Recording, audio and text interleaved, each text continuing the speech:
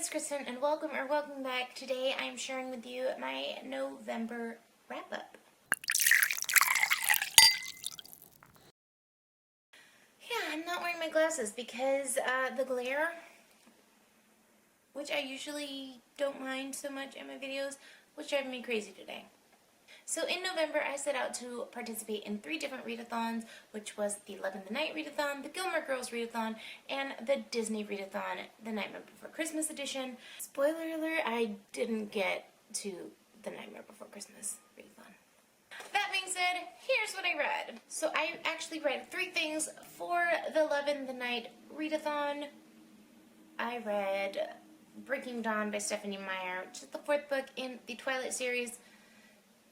Anytime I recap a Twilight book, it's Twilight. I don't expect a ton from it, so I'm never disappointed. It was a good time. Was it great? But it was still enjoyable. And the second book that I read was The Vampire Wants a Wife by Andy M. Long, and this is about a vampire, I don't remember his name, it's been a while, who goes to a dating agency looking for a wife, and of course, in true romance story fashion, the owner of the dating agency ends up being his perfect match. It was interesting. I enjoyed it. I think there's many more books in this like universe series type thing. Will I go on to read them? I could take it or leave it. I also ended up reading Once Upon a Hallows Eve by Danielle Garrett. I wasn't planning to read this. I was actually waiting for something to come up through my library, but it just didn't come in time.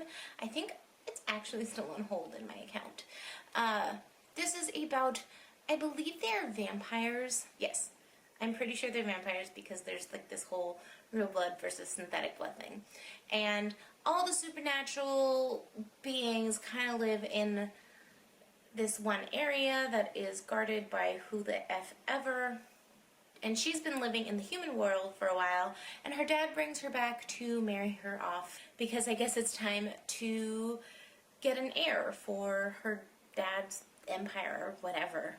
There is a really good twist in this story which made it more enjoyable than I probably would have thought if this twist didn't exist. Next, for the Gilmore Girls readathon, I set out to read 2 books, the first of which was The Bride Test by Helen Huang.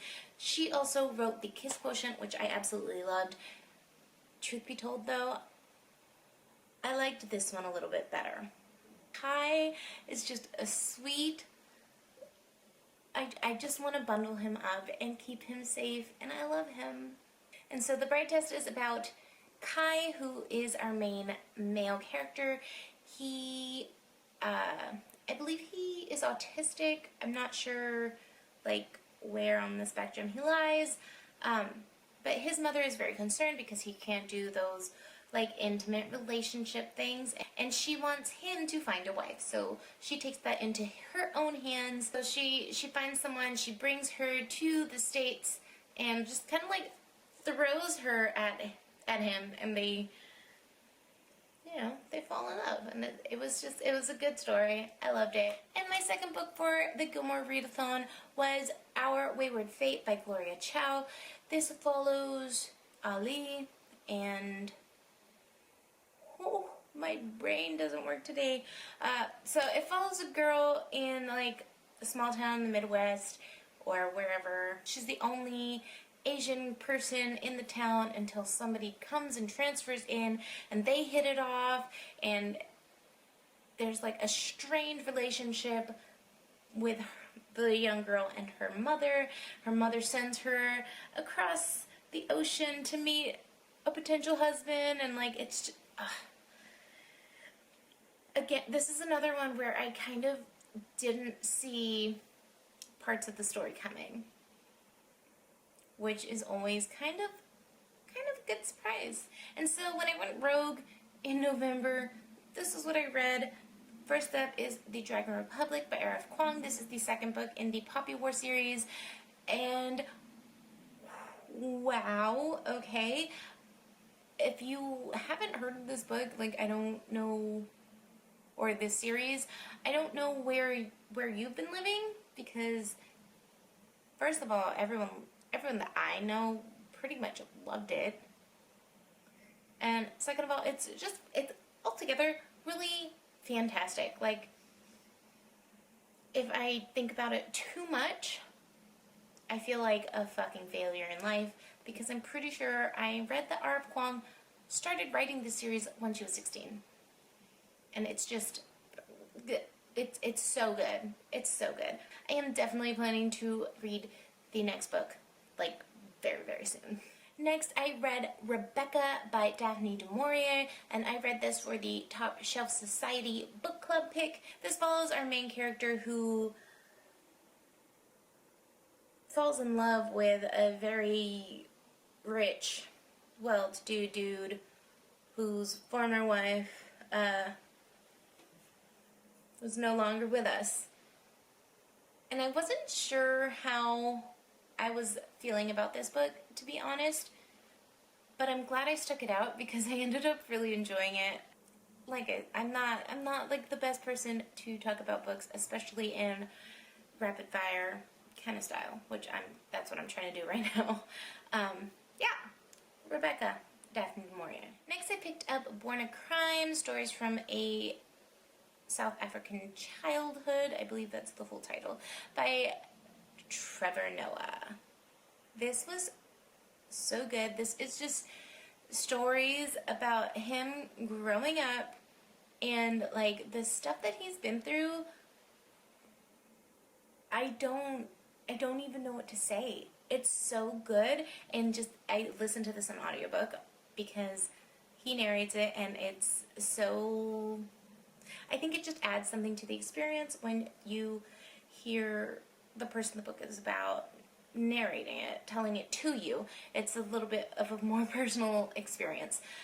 Anyway, I laughed and I cried, and it's just so good. If you like Trevor Noah in any capacity, I definitely recommend picking up this book because you will just love him all the more for it. Next, I read Starcrossed by Barbara D. I believe that's her name. And this is a Romeo and Juliet retelling. It's a middle grade. It's a self-discovery bisexual story. I read this for the Bi Book Club. I don't know if that's like the official name of the book club. And it was just a sweet story. It's a sweet Romeo and Juliet retelling through the eyes of middle grade girls. And I liked it. I liked it. It's just sweet and heartwarming. Pick it up. And my last book of November, I wasn't planning to pick up, but I couldn't help myself. It was Ready Player 2 by Ernest Cline. Now, there is a lot of backlash for this book. People seem to hate it a lot. But I didn't. I actually really enjoyed it. This follows Parzival and the rest of the crew on another adventure. The plot twist in this I thought was interesting. Wade is insufferable as a male lead. Like he doesn't see like the big picture. He's very self-centered, but it drives the story just fine. It was still enjoyable for me. That being said, I read Ready Player One in October, and I had been meaning to watch the movie, but I just never got around to it. And then I read Ready Player Two, and I liked it. I didn't see like too much of an issue with it. It wasn't as good as Ready Player One. I thought some of it was ridiculous, like who thinks these things up, but I appreciated it for its visual possibilities. I thought the last few chapters were very rushed and poorly written, but it was still enjoyable. And then I watched the Ready Player One movie. And I can totally get behind what everyone else has been saying about Ready Player 2 in that it was a total cash grab. It is a book written for the screen. With that was the whole motivation, is Klein wanted to write it to get a potential movie deal for a follow-up from RPO. And you know what? Like, dude, make your money. Whatever. I don't see a problem with it, but I can understand why people did. I actually surpassed my own expectations. In November, I read 10 books. I usually average about 6, and I'm hoping to keep that momentum into December. Whew, because there's a lot of things that I want to get through. If you have read any of these books, please let me know down in the comments or drop a wine glass. I kind of want to talk to more people about Ready Player 2, even though I have been in all the video comment sections for this. If you like this video, I would love if you would consider giving it a thumbs up and subscribing to my channel. That's it for me for today. Thank you for watching, and I'll see you on the next one.